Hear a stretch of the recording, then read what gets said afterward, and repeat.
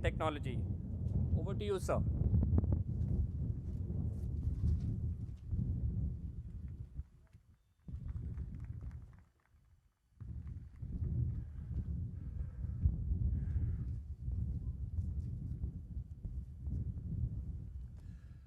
Honorable Chief Minister of Karnataka, Sri B.S. Yediyurappa ji, Honorable Minister of State, Civil Aviation, and Honorable Defense Minister from various countries, Honorable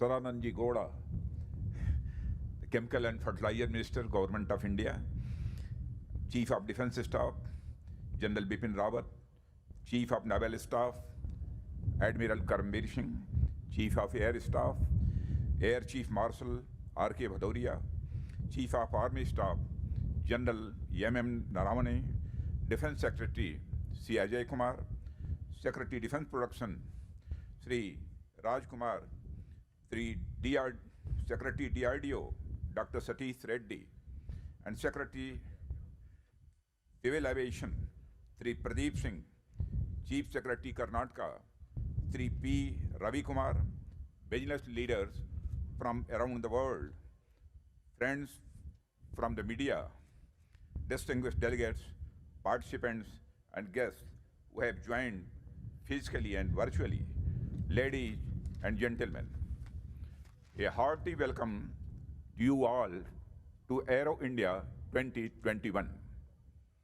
I am delighted to see the defense ministers, senior defense officials, and business leaders from around the world in this 13th edition of Aero India, the largest aero show in Asia. Like previous editions, Bengaluru, the capital of Karnataka state, has been selected to host the event again. Friends, I feel proud to mention here that Karnataka is a sacred, progressive, and technologically advanced land influenced by the thoughts of great Bhagavan Bashwana and various sages, Sufi saints, and modern-day engineering gems like Yam Visvesvaraya. Brothers and sisters, the existing supply chains developed over the years by the aerospace and engineering firms and investor-friendly government with simplified procedures and fast-track business approvals through single-window clearance mechanism combine to make Karnataka a very attractive destination for the industry. I would like to extend my sincere gratitude to the Chief Minister of Karnataka, Sri V.S. Yediyurappa ji, who has provided full support in hosting Aero India 2021 here in Karnataka. The Aero India series of shows have become an important milestone in the biannual calendar of stakeholders across the world. In the universe of aviation, this show is one of the brightest galaxies that is accompanied by a wide variety of options, solutions, partnerships, and most importantly, opportunities. Aero India 2021 continues this journey that promises to take its participants from the runways to the airways that crisscross the deep blue skies around the globe. Friends, but like most journeys, this too will bring its unique challenges. And as the last year has shown, no journey can be completed without passing through testing times, through lessons that last a lifetime, through setbacks and falls, through failure and pain. Friends, many a test flight faced the challenge of the false start, aborted attempts, mid-air stalls, only to recover and eventually find success. Our collective journey through the last year has been no different. The year 2020 has been a challenging year for the entire world and has adversely impacted the lives, livelihood, industrial growth, and economy of many countries. Steering through the difficult times of COVID-19 pandemic, India has become a leading nation in the world to protect the precious lives of its 1.35 billion people from the pandemic, and is now arranging vaccine not just for its own people, but also for the rest of the world. India has endeavored to bring out not one but two indigenous vaccines, Covaxin, Covishield, and stated the largest vaccine drive to inoculate 270 million people. Our concern extends to people across boundaries, under which India offers more than 20 million doses to friendly countries. This bears testimony to our strong belief in Vasudhaiva Kutumbakam, which means the whole world is a family. It also underlines our capability to make in India for the world. Brothers and sisters, despite the constraints caused by the global pandemic, I am pleased to see such a large number of participants in this year's event. It is coming from the world's leading nations in the field of military and aviation. This shows that humanity has tremendous capacity to overcome the adversities, and it is ready to convert such challenges into opportunities.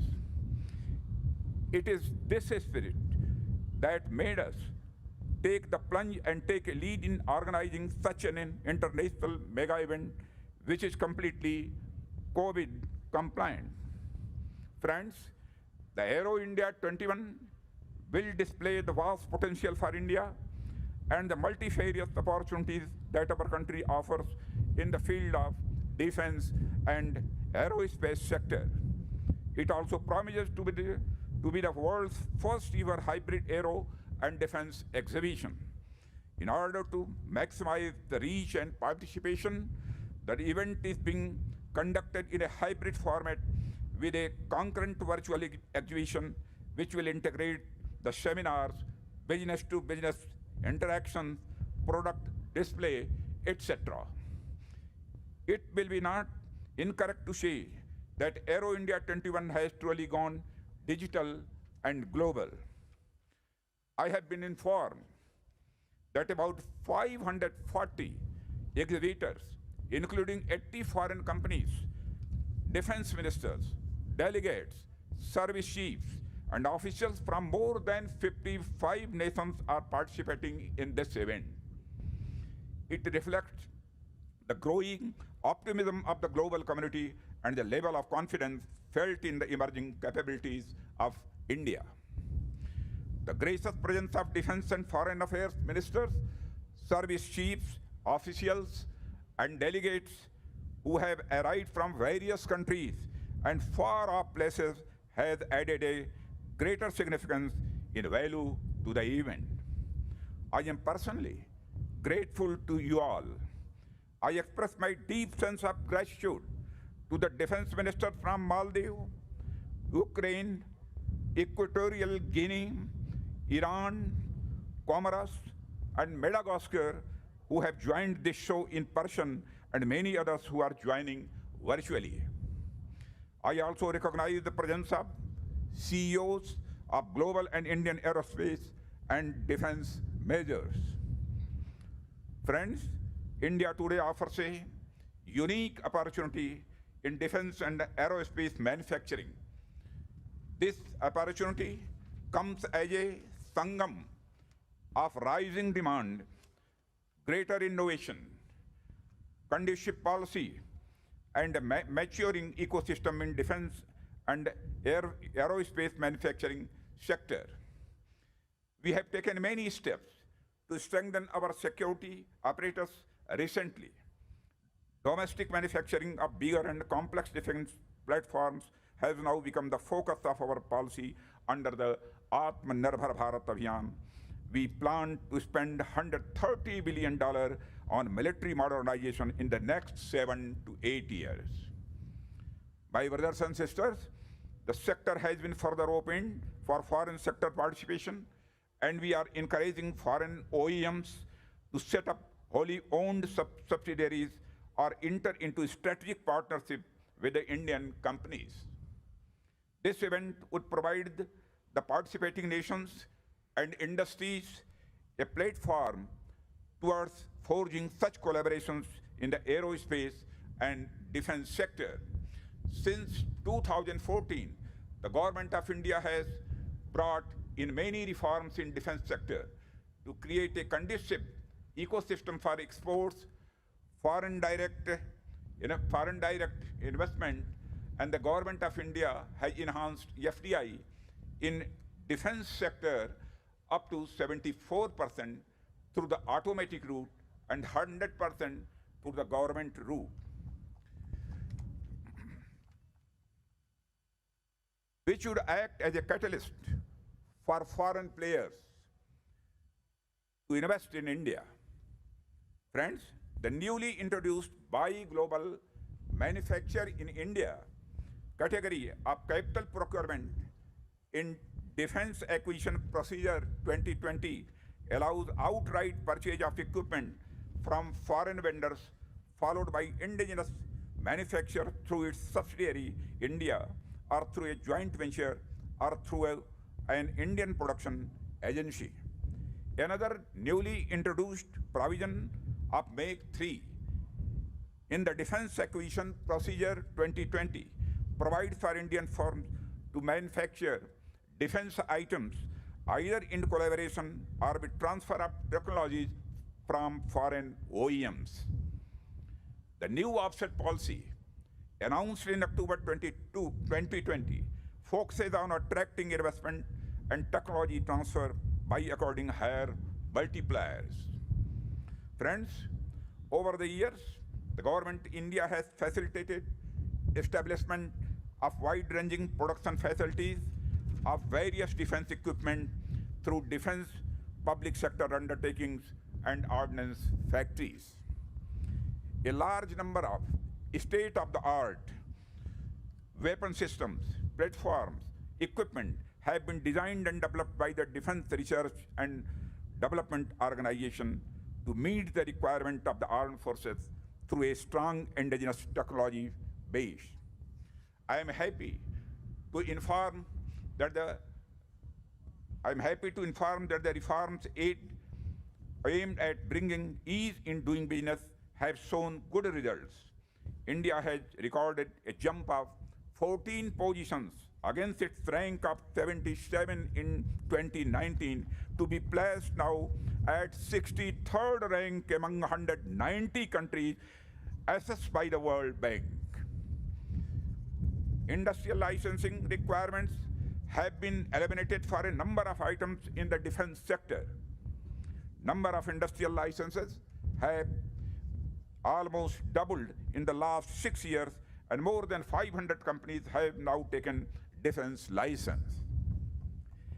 India is one of the fastest growing civil aviation markets in the world.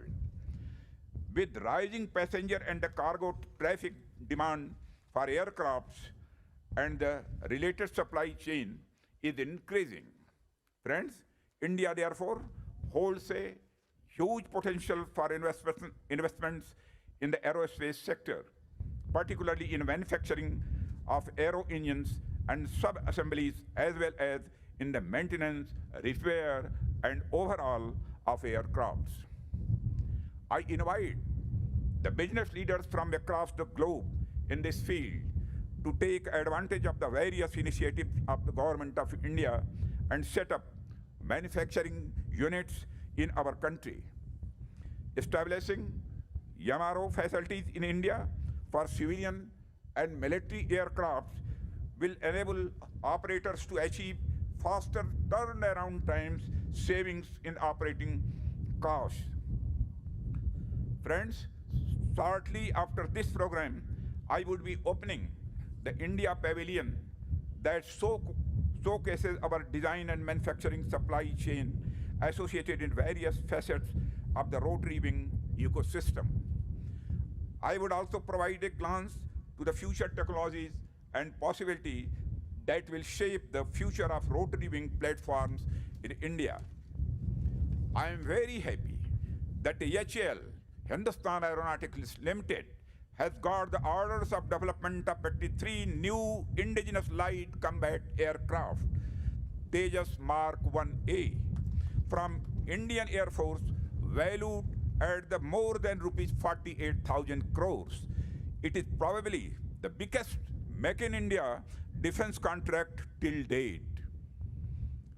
India's growing strength and capabilities in aerospace and defense sector is now being realized by everyone. India has developed 2 defense industrial corridors in the state of Uttar Pradesh and Tamil Nadu, and these corridors leverage the existing manufacturing ecosystem in the state, which is ideally suited for economic testing and research and development facilities. Friends, with focused attention being laid on promotion of exports of Indian defense products, India is steadily marching from Make in India towards Make for the World. Brothers and sisters, a high-level committee has been constituted which would authorize exports of major indigenous platforms to various countries, leading to faster approvals for their export. India has the potential to become a reliable supplier of defense equipment to many of its friendly nations. We have a strong and diversified micro, small, and medium enterprise sector with more than active 5,000 units in this sector. We also have one of the fastest growing startup ecosystems catering to niche technologies areas.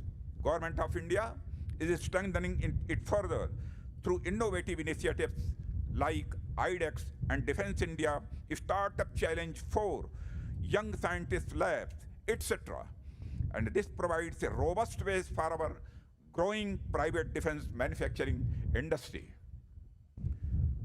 Brothers and sisters, with export of components increasing at a fast pace, I would like to impress upon the global OEMs to work hand in hand with the Indian firms, become their partners, and by leveraging the available skills and cost competitiveness, integrate them in global supply chains. Friends, our vision is to make India one of the biggest countries of the world in defense sector, from design to production, with active participation of public and private sector both, to achieve the twin goals of self-reliance and exports. We have set a target to achieve turnover of rupees 1,75,000 crore, including export of rupees 35,000 crore in aerospace and defense goods and services by the year 2024. Friends, I expect that Aero India 2021 will act as a catalyst in realizing our goals and fulfilling the aspirations of the global players in the defense and aerospace sectors. I believe Aero India 2021 will boost investment, expand manufacturing ecosystem, support enterprises, appreciate and enhance the technology levels and people the economic growth for the country. While Aero India 21 focuses on providing fillip to economic activity, it also provides an opportunity to discuss our security environment. India has a vast coastline, but our interests also lie beyond our shores. It includes our people who reside and work across continents, especially in Indian Ocean region. It is our bounden duty to remain capable and willing to assist them in times of natural calamities and security challenges. We also feel responsible to offer assistance and support to all countries in the region. Be it piracy, challenges to security, humanitarian assistance, or emergency situations, India has always been ready to offer help. Friends, in this context, during the visit of Honorable Prime Minister Sri Narendra Modi to Indian Ocean Island states in 2015, a concept of Indian Ocean named Sagar, which means security and growth for all in the region, was visualized. This outlook towards the Indian Ocean region emanates from the ingrained element of our civilization's basic ethos, Vasudhaiva Kutumbakam, which means that whole world is a family. Friends, I am happy to see that this edition of Aero India has laid the strong foundation of this great vision with Indian Ocean Region Defense Ministers Conclave. It is themed on enhanced peace, security, and cooperation in the Indian Ocean region.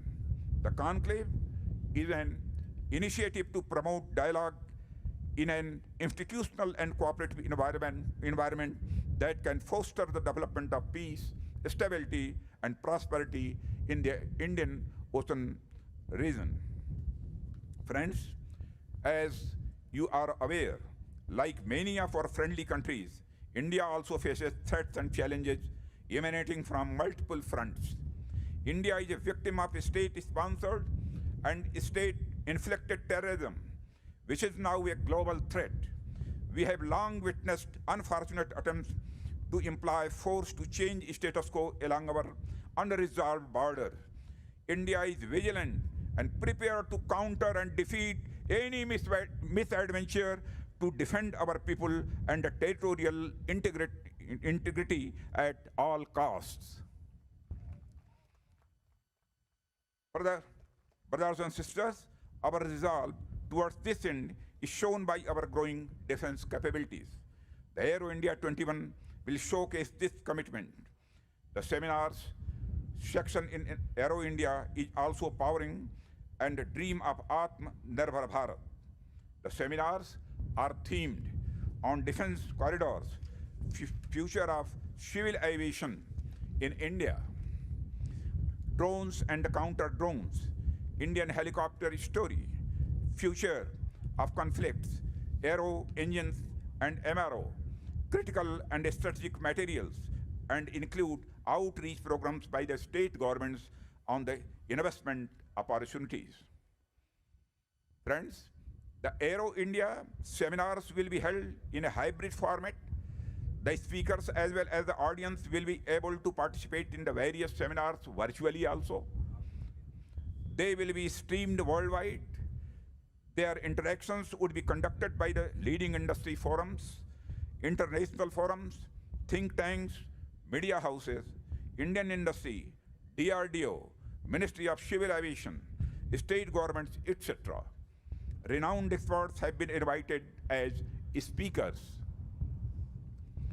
My dear brothers and sisters, Aero India 2021, through both its physical and virtual manifestation, provides the opportunity to create desirable synergies in defense trade, manufacture, and export. I am confident that these 3 days will prove to be productive and fulfilling, and I am also sure that our shared vision and values will forge new relations and carry forth the existing relationship and associations to the next level. I wish the organizers and the participants the very best for the conduct of this event. Once again, I would like to congratulate and appreciate the efforts of Government of Karnataka and the Ministry of Defense in organizing this first international mega event. Now, I declare Aero India 2021 open and wish for its mega success. Thank you very much. Jai Hind.